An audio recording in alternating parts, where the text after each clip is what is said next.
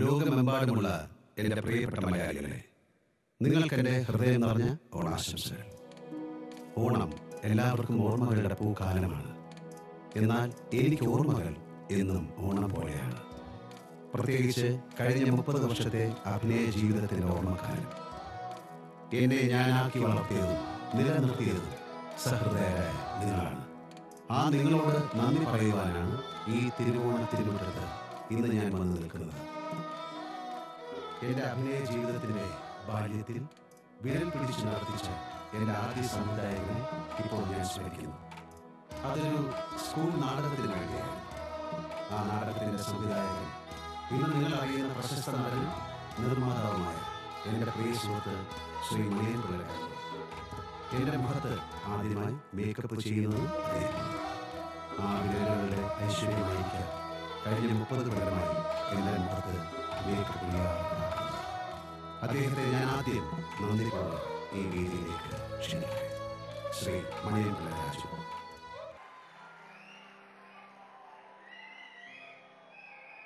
ഗുരുജനങ്ങളെ, പ്രിയപ്പെട്ടവരെ, ഇപ്പോൾ നിങ്ങൾ കേട്ട വാക്കുകളിലെ ആ മഹാനായ നടന്റെ വായിൽ നിന്ന് ഇതിനപ്പുറം എനിക്ക് എന്ത് ഓണ സമ്മാനമാണ്. ഞാൻ അറിയാതെ മോഡൽ സ്കൂളിലെ 38 വർഷം പുറകിലേക്ക് പോവുകയാണ്.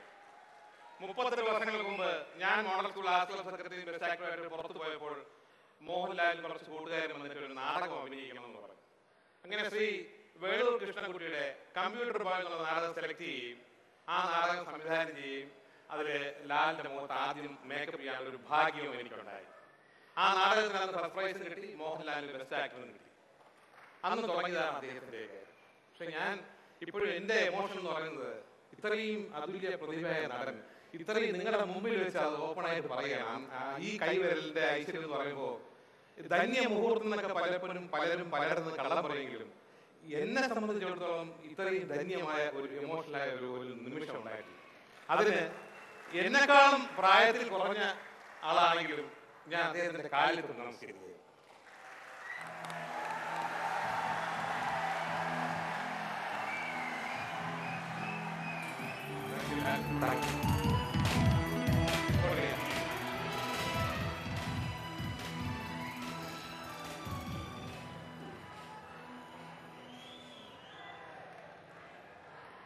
ഇന്നത്തെ നമ്മുടെ ഈ പ്രോഗ്രാം തുടങ്ങുന്നതിന് മുമ്പ് ആദ്യത്തെ നാടകത്തിന്റെ സംവിധാനം ഞാനാണെങ്കിലും 1978 തിരനോട്ടം എന്നുള്ള സിനിമയുണ്ട്. അതിന്റെ സംവിധാനം, അതിന്റെ ആൾക്കാരൊന്ന് പറയാം. എന്തായാലും എൻ്റെ ഒരു വലിയ ഭാഗ്യമായി ഞാൻ കാണുന്നു. എൻ്റെ മുഖത്ത് ആദ്യമായി മേക്കപ്പ് ചെയ്ത ആൾ എൻ്റെ ആദ്യത്തെ സംവിധായകൻ. അത് കഴിഞ്ഞ് കോളേജിലെത്തി. അന്ന് +2 ഒന്നുമില്ല, പ്രീ ഡിഗ്രി സമയത്ത് ഞങ്ങൾ തിരനോട്ടം എന്ന സിനിമ തുടങ്ങി.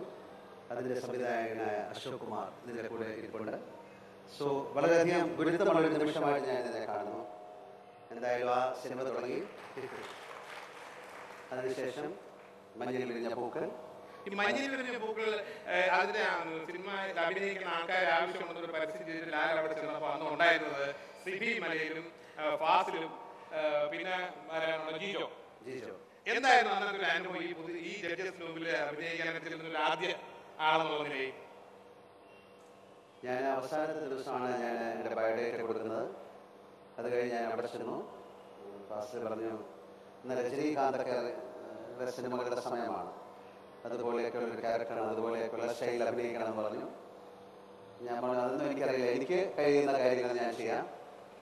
ഞാൻ അഭിനയിച്ചു. ആ രംഗങ്ങളെ കണ്ടു കഴിഞ്ഞാൽ അവർ മാർക്കിടാൻ പറഞ്ഞു. അപ്പോൾ എനിക്ക് സിബിയൊക്കെ തന്ന 2 മാർക്കാണ് 100-ൽ.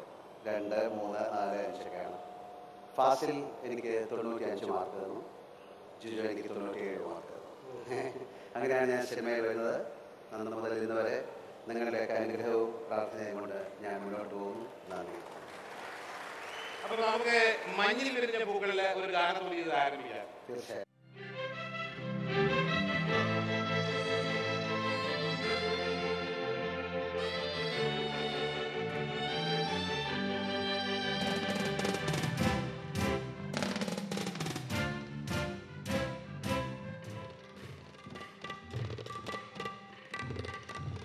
മഞ്ചാടിക്കുന്നിൽ മണിമുകിലുകൾ ദൂരെ, മഞ്ചാടിക്കുന്നിൽ മണിമുകിലുകൾ വന്നു പീലി വീശിയാടിടുന്നു മൂകം തെയ്യം തെയ്യം മഞ്ചാടിക്കു